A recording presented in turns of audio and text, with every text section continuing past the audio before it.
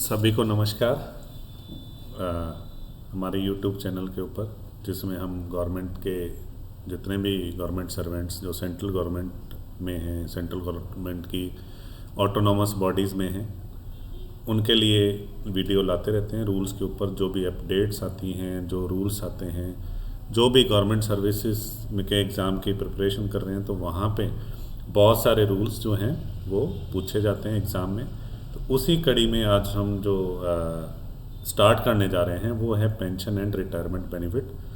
तो इसके बारे में हम काफ़ी चर्चा करेंगे, डिटेल से चर्चा करेंगे, क्योंकि इससे अगर हम बात करें तो पेंशन एंड रिटायरमेंट बेनिफिट बहुत बड़ा टॉपिक है, बहुत इम्पोर्टेंट भी है। आप अगर एडमिनिस्ट्रेटिव सर्विसेज में जाते हैं कहीं भी, तो या फिर कहीं भी आप डीडीओ हैं, ड्राइंग एंड डिस्पर्सिंग ऑफिसर हैं किसी भी ऑर्गेनाइजेशन के या किसी भी डिपार्टमेंट के, तो आपको इनकी नॉलेज होनी चाहिए।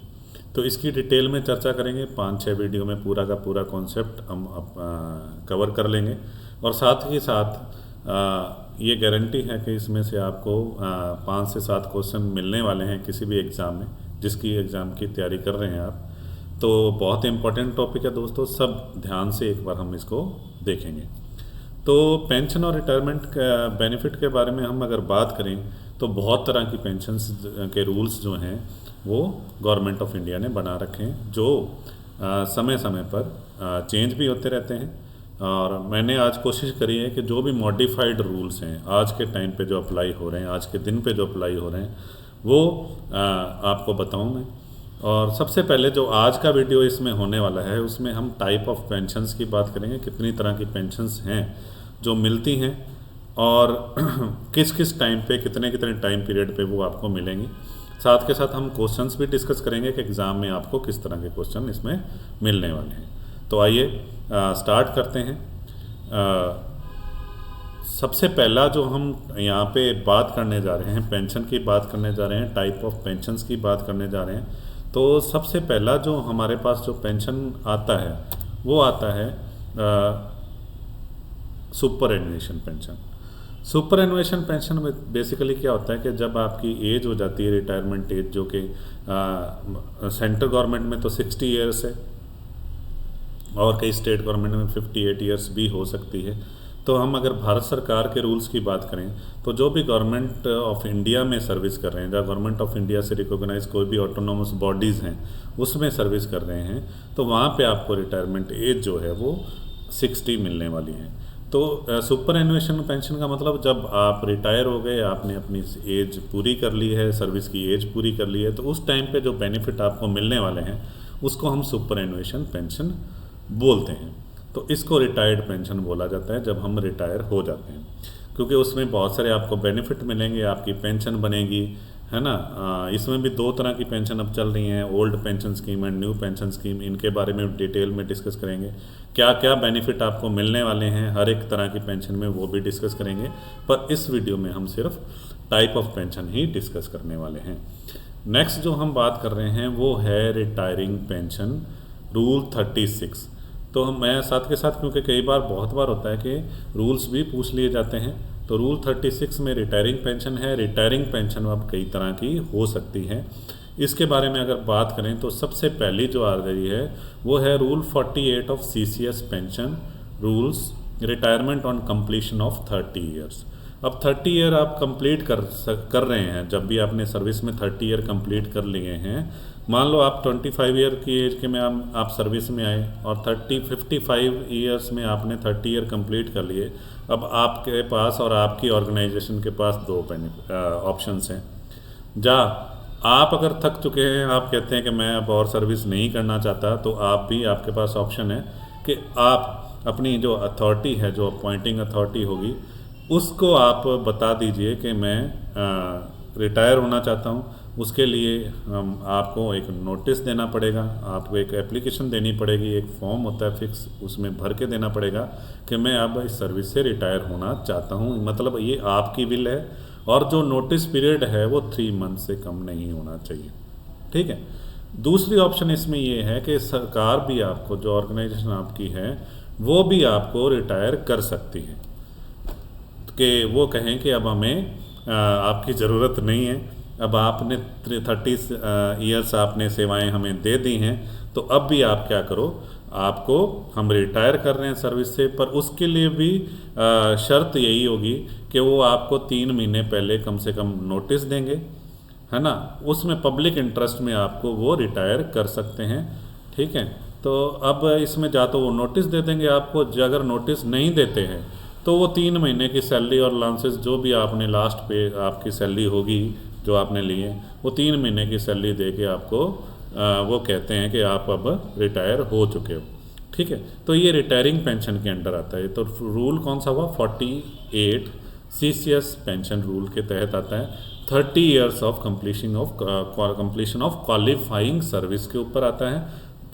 और 2 तरह के इसमें ऑप्शंस हैं, आप खुद भी रिटायर हो सकते हो और आपका डिपार्टमेंट पब्लिक इंटरेस्ट में भी आपको रिटायर कर सकता है। तो इसमें अगर क्वेश्चंस की बात करें तो सबसे पहला तो रूल कौन सा है, 48 के तहत। दूसरा 48 रूल के तहत कितने ईयर की क्वालिफाइंग सर्विस होती है, 30 ईयर्स की सर्विस होती है।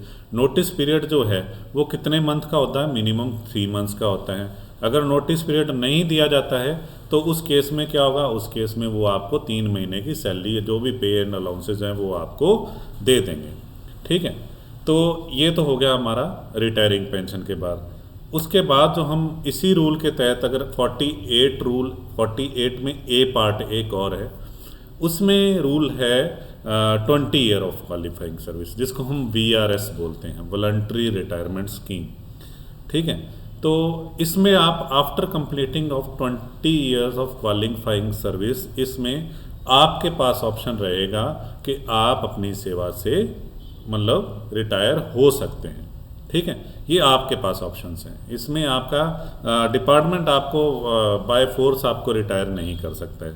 तो ये सिर्फ एम्प्लॉय के पास ऑप्शन है कि 20 साल क्वालिफाइंग सर्विस के बाद आप VRS वॉलंटरी रिटायरमेंट ले सकते हैं, ठीक है। रूल कौन सा है, 48 ए रूल के तहत। और इसमें अगर हम बात करें 48 रूल एक के रूल के तहत, तो आपको कितने ईयर की सर्विस कंप्लीट होनी चाहिए, 20 ईयर्स की सर्विस कंप्लीट होनी चाहिए। इसमें भी आपको नोटिस देना पहले कि मैं आज से 3 महीने बाद रिटायर होऊंगा, ठीक है। तो 3 महीने का मिनिमम आपको नोटिस देना पड़ता है।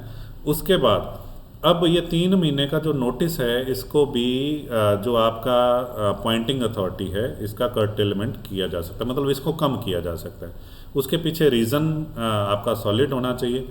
दूसरा ये है कि आप अगर मान लो कहते हैं कि मैं जी अब 3 महीने भी नहीं है मेरे पास, ये रीज़न है, वैलिड रीज़न है, मैं इसके तहत 3 महीने से पहले ही रिटायर होना चाहता हूँ, तो जो अपॉइंटिंग अथॉरिटी है वो वहाँ पे डिसाइड करेगी कि आप को रिटायर कर दिया जाएगा नहीं किया जाएगा। अब इसमें क्या डिसाइड करेगी, इसमें वो ये डिसाइड करेगी कि किसी तरह का कोई एडमिनिस्ट्रेटिव प्रेशर तो नहीं आ जाएगा। मान लो एक बंदा कम हो गया तो कोई ऐसा ना हो कि काम चलना बंद हो जाए, ठीक है। तो वो सारे ऐसे तथ्य को देखेगी। अगर उसको लगता है कि कोई दिक्कत नहीं है, रिटायर किया जा सकता है, तो वो आपको रिटायर कर सकते हैं। और दूसरा ये है कि आपके नोटिस पीरियड की, अगर आपने नोटिस दिया है और नोटिस पीरियड की एक्सपायरी जो है, एक्सपायरी से पहले पहले आप उसको विड्रॉल भी कर सकते हैं। आपका पहले आपने किसी उसमें आके कर दिया था कि मैं तो VRS ले लूँ जी, मैं तो इस सर्विस से परेशान हो गया, है ना। तो बाद में आपको महीने बाद फिर थोड़ा सा आप थोड़ा सा सेटल हुए और आपको लगा नहीं जी मैंने तो गलत डिसीज़न ले लिया है, अब मुझे वापस इसमें सर्विस में रहना है, तो हमें क्या करना पड़ेगा, तो हमें वो नोटिस पीरियड जो है वो उसको हम क्या करेंगे, नोटिस को विड्रॉ कर सकते हैं। ये आपके पास ऑप्शन रहेगा। तो हमने यहाँ पे 48 रूल डिस्कस कर रहे हैं, जिसमें रिटायरिंग पेंशन की बात करेंगे। 2 हैं, पहला अपने पास 30 ईयर्स ऑफ सर्विस पे, और दूसरा जो है हमारे पास 20 ईयर्स ऑफ सर्विस पे रहता है, ठीक है। 30 ईयर में आपको आपका डिपार्टमेंट भी रिटायर कर सकता है और आपके पास भी ऑप्शन रहेगा, पर यहाँ पे आपके पास 20 ईयर्स की सर्विस है तो आप VRS लेंगे, ठीक है। अब 3 महीने का नोटिस पीरियड जो है वो ऐसा का ऐसा रहेगा 48 में भी और 48A रूल में भी, ये 3 इयर्स का नोटिस पीरियड रहेगा। पर आपकी अपॉइंटिंग अथॉरिटी ये आपको छूट दे सकती है कि 3 महीने का नोटिस पीरियड जो है उसको भी कर्टेलमेंट कर लिया जाए। कर्टेलमेंट मतलब कम कर दिया जाए। और प्लस आपके पास इसमें विड्रॉल का ऑप्शन रहता है कि जी मैं तो अब मेरी सलाह चेंज हो गई है, अब मैं ये नहीं करना चाहता है, तो आप नोटिस भी वापस ले सकते हैं। ठीक है।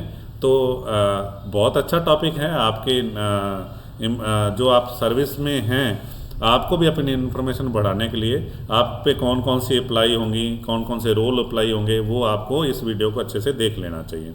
ठीक है। अब हम बात करेंगे नेक्स्ट, इसमें हमारे पास कौन सी टाइप है। नेक्स्ट टाइप है rule number 37, pension on absorption in और अंडर अ कॉरपोरेशन, कंपनी और बॉडी। अब अगर हम इसकी बात करें तो मोटे मोटे अक्षरों में मैं समझा देता हूँ आपको ये क्या होता है कि मान लो कोई आपने जिस पोस्ट पे हैं, है ना, वो पोस्ट जो है वो आपने क्या किया कि किसी दूसरी जगह पे आप अब चले गए अब्जॉर्प्शन बेस्ड में, मतलब कि आप मान लो आप स्टेट गवर्नमेंट के सेंट्रल गवर्नमेंट में एक डिपार्टमेंट में हैं, तो आप दूसरे डिपार्टमेंट में चले गए। तो अब उस बेस पे आपके पास क्या रहेगा, उस बेस पे आपके पास क्या रहेगा, दो तरह का ये हो सकता है। एक तो ये क्या कि आप इमीडिएट अब्जॉर्प्शन बेस पे चले गए। जैसे मान लो आप आज गए, आपने डिपार्टमेंट्स को नोटिस दिया कि मैं अब उस सर्विस में चला जाऊंगा, जहाँ आपने पहले किसी सर्विस में अप्लाई कर रखा है और उन्होंने आपको साथ के साथ उधर बुला लिया है, तो वो इमीडिएट अब्जॉर्ब बेस हो गया। इमीडिएट अब्जॉर्ब बेस मतलब उसमें आपके पास ऑप्शन रहेगा कि आप क्या करो, आपकी जितनी सर्विस आपने इस डिपार्टमेंट में करी है पहले वाले डिपार्टमेंट में, आप उसके रिटायरमेंट बेनिफिट वहाँ से उठा लो और नए उसमें चले जाओ। ठीक है। या फिर आपके पास दूसरा ऑप्शन ये भी रहता है कि आप अगर दोनों में पेंशन स्कीम सेम है, जिस डिपार्टमेंट में आप जा रहे हो और जिससे गए हो, तो आप प्रीवियस सर्विस भी अपनी काउंट करा के वहाँ से बेनिफिट ले लो, है ना। ये दोनों ऑप्शन रहते हैं। तो अब दूसरा ऑप्शन ये रहता है कि आप किसी फॉरेन सर्विस पे चले गए। फॉरेन सर्विस का मतलब किसी और डिपार्टमेंट में चले गए, पर आपका लियन जो है वो पुराने डिपार्टमेंट में है। जैसे आपने क्या किया, दूसरी सर्विस में गए कहीं, पर आपने 2 साल के लिए वहाँ पे अपना लियन रखा है। ठीक है।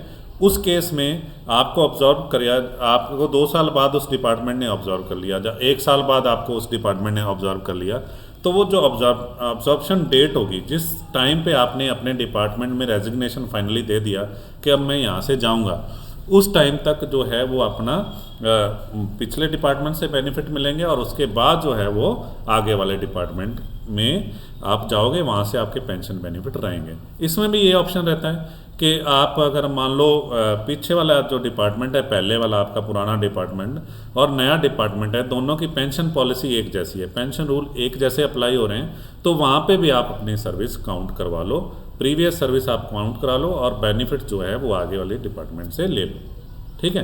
तो ये रूल 37 है, पेंशन ऑन ऑब्जॉर्प्शन इन और अंडर अ कॉरपोरेशन, कंपनी और बॉडी।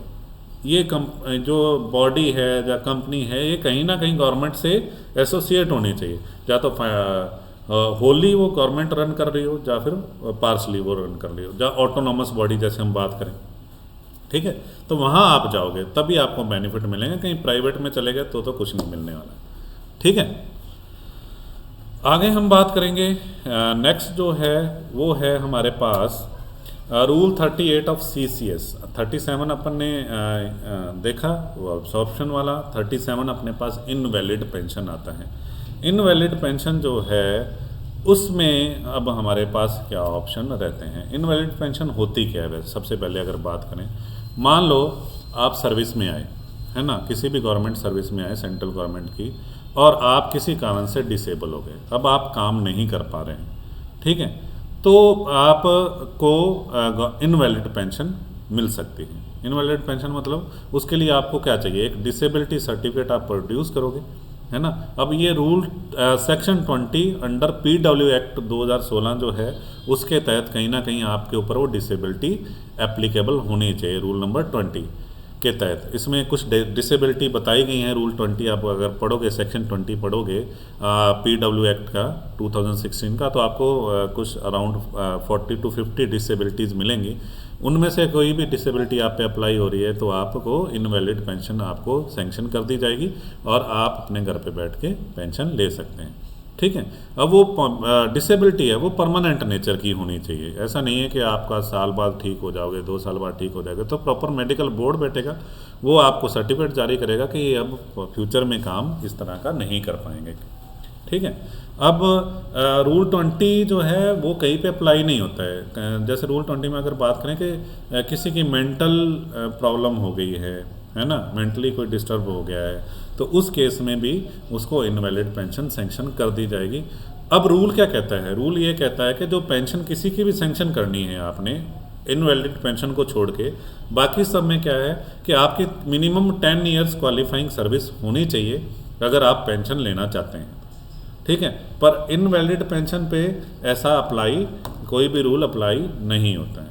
इनवैलिड पेंशन के केस में ऐसा कोई भी रूल अप्लाई नहीं होता है। तो हमें क्या करना है, इनवैलिड पेंशन अगर आप तीसरे चौथे साल भी आपकी सर्विस के डिसेबल हो गए तो आपको सेंक्शन कर दी जाएगी। बट इसमें शर्त ये है कि आप जब आप सर्विस में आए थे तो उससे जस्ट पहले या उसके जस्ट बाद आपका मेडिकल चेकअप हुआ हो और वो मेडिकल सर्टिफिकेट आपने किसी ना किसी को, मतलब वो आपने प्रोवाइड करवाया हो। तो अभी वीडियो में हम इसी पार्ट में रूल नंबर 38 तक ही डिस्कस करेंगे। ठीक है। आज काफ़ी टाइम बाद मैं वीडियो बना रहा हूँ तो 38 तक डिस्कस करेंगे। दूसरे वीडियो में कुछ और रूल्स डिस्कस करेंगे। उसके बाद कैसे कैलकुलेट करते हैं पेंशन, जो मेन है आपका एग्ज़ाम में कैसे कैसे क्वेश्चन आते हैं, उनको भी डिस्कस करेंगे। तो फिलहाल आज की वीडियो के लिए इतना ही। आप हमारे चैनल पे बने रहिए, अब से आपको रेगुलर अपडेट मिलती रहेंगी। और चैनल को अगर आपको ठीक लग रहा है, कुछ कंटेंट आपको मिल रहा है, तो इसको सब्सक्राइब कर लो, और ताकि हम क्या करें कि आपको रेगुलर अपडेट मिलते रहें। क्योंकि अब वीडियो हम रेगुलर डालेंगे बना के, तो उसमें आपको रेगुलर अपडेट मिलते रहेंगे। सब्सक्राइब कर लो, साथ में आइकन, बेल आइकन भी प्रेस कर सकते हैं ताकि आपको साथ के साथ अपडेट मिलता रहे। ठीक है। सो आज के लिए इतना ही। नेक्स्ट वीडियो में मैं एक प्लेलिस्ट बना दूंगा पूरी की पूरी। इसमें नेक्स्ट वीडियो में आप इसके आगे के रूल हम डिस्कस करेंगे, और फिर उसके बाद हम इसको पूरे टॉपिक को धीरे धीरे 5 से 6 वीडियोज़ में इसको कवर कर देंगे। तो थैंक यू वेरी मच। आपके बहुत सपोर्ट मिलता है, आपका बहुत कोऑपरेशन मिलता है हमें। ठीक है। तो आज आपके बहुत टाइम से, क्योंकि पिछले 1 साल से मैंने कोई भी वीडियो नहीं बनाया है, तो आपके रेगुलर मैसेज मिलते रहे, सर वीडियो बनाओ वीडियो बनाओ वीडियो बनाओ रूल्स के ऊपर। तो अब मैंने कहा चलो थोड़ा सा रेगुलर हो जाते हैं। तो आप ऐसे ही बने रहिए हमारे साथ, आपको रेगुलर अपडेशन मिलता रहेगा। So thank you very much.